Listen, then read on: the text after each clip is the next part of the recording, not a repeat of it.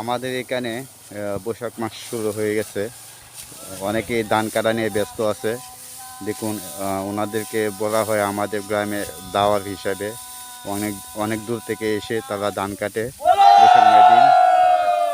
দেখুন, তাদের কিন্তু হাসি উল্লাস অনেক সুন্দর। তারা কিন্তু হাসি খুশিতে ধান কেটে যাচ্ছে। চাচা, কোথায় থেকে এসছেন? পাবনা থেকে। পাবনা থেকে আপনি কোন জায়গায় আসছেন? এই জায়গার নাম জানেন? গ্রামের নাম কি রে? হবিগঞ্জ জেলা বানিয়াচং থানা কুমলি নুজুপুর গ্রাম। বাল্লাতে আইছেন? কেমন ইনকাম হয় এই ধান কেটে?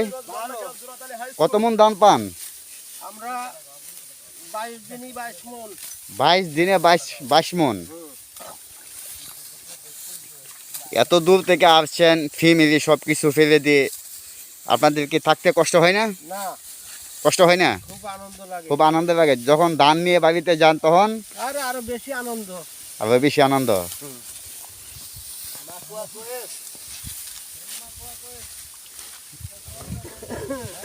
দেখুন, তারা যখন বাড়ির থেকে বিদায় নিয়ে আসে 1 মাসের জন্য, 22 দিন বা 1 মাস এখানে ধান কাটে। ধান কাটার একটা আনন্দ আছে। তারা 22 দিনে প্রায় 22 মণ ধান নিয়ে যাবে বাড়িতে, এবং যদি 30 দিন থাকে তো 30 মণ ধান নিয়ে যাবে। তারা কিন্তু প্রতি বছরই আসে। এটি হচ্ছে গিয়ে আপনি বাল্লা এবং কুমরির মাঝখানে যে রাস্তাটা গেছে, দুই পাশেই ধান ক্ষেত।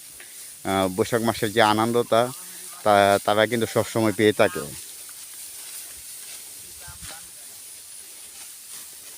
আপনারা কতজন আসছেন? 20 জন। 20 জনে কয়খানি ক্ষেত কাটতে পারেন দৈনিক? 7 কের 8 কের। এটা কি টাকা দিয়ে কাটেন নাকি ধান দিয়ে? ধানে 100 মুঠ কাটলে আপনারা কয়টা মুঠ পান?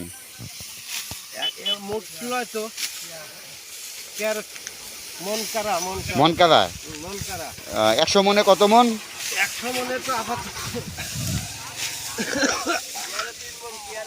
কেবে 3 মন। কেবে 3 মন। এক কেবে তো 20 মন ধান হয় মনে হয়। বেশি হয়।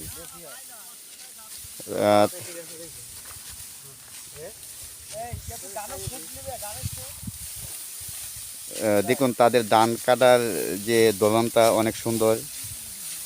তারা সুন্দরভাবে ধান কাটতেছে, এবং এত রোদের মিজে তারা এত কষ্ট করে ধান কাটে, তারপরে তাদের মনে অনেক হাসি আনন্দ।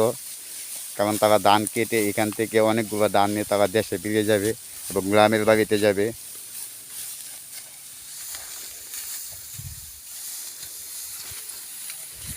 এই যেন সোনালি যে ধানগুলি, এই ধানগুলি অপেক্ষা আছে কবে গৃহস্থের গোড়াতে গিয়ে পচবে।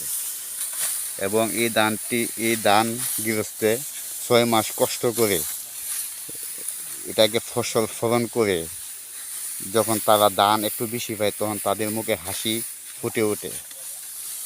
তবে এই বছর বৃষ্টি বাদল নাই, তাই